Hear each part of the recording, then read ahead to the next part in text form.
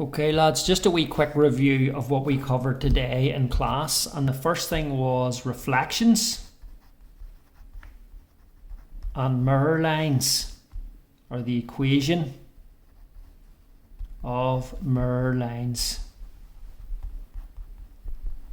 Okay, if you consider if you have a y-axis and an x-axis, so I'm just going to sketch it out in the book here. We're going to first of all talk about vertical mirror lines. Those are mirror lines that go north to south. So I'll sketch a few examples. If you had a vertical mirror line like this, which I've sketched in a dashed line, and it goes through the x-axis at 2, it has equation x equals 2. Again, if I moved one over and I had a vertical line that goes through the x-axis at -3, it has equation x equals -3. So all vertical mirror lines have equation x equals a number, where that number is where it goes through the x-axis. So this one, as an example, if I sketch it in, and if it goes through the x-axis at -1, the equation of it is x equals -1.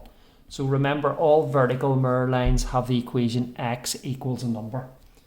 The same goes for horizontal lines. If you have a horizontal mirror line, so I'll sketch one in here on the same graph, and it goes through the y-axis at 2, it's going to have equation y equals 2. So if you have a horizontal line, it will have equation y equals a number. So again, I'll draw another one underneath that goes through the y-axis at -3. It's going to have the rule y equals -3. So in short, you need to remember that if you have a vertical mirror line, it has equation x equals a number, and a horizontal one has an equation y equals a number, and the number is where it crosses the x or y axis. The second types of mirror line that you need to know are diagonal ones. So again, just so we can remember, there's an x-axis and a y-axis. If you have a perfect diagonal going from bottom left to top right, in other words going uphill, that has equation y equals x. Okay, and again, if it goes the other way, where it goes downhill in a perfect diagonal, the rule for it is y equals -x. So those are all the mirror lines you need to remember: the vertical, the horizontal, and the diagonal ones. Now, once you have the mirror lines mastered, you need to be able to reflect the shape in those lines. So if we look at an example, I'll sketch one out. So we have an x-axis and a y-axis. And the question is going to be reflect the shape in the line x equals 2. So I'm going to sketch a shape out here, which is going to be a wee triangle.